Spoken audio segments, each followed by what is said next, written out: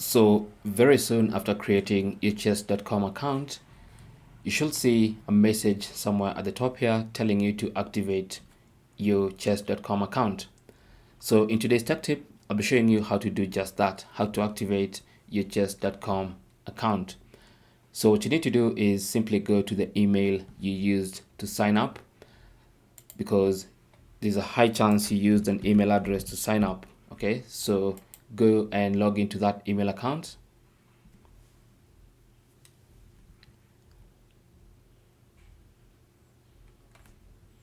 And once you log in, you should find an email from chess.com. Okay, of course, depending on when you created your account. If it's a bit long ago, you might see it somewhere here. So chess.com support, that's the email you're looking for in your email account.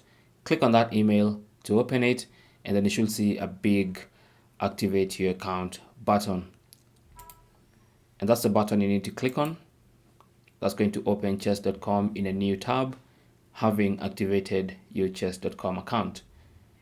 And that's it. So now when you go to chess.com and look at messages,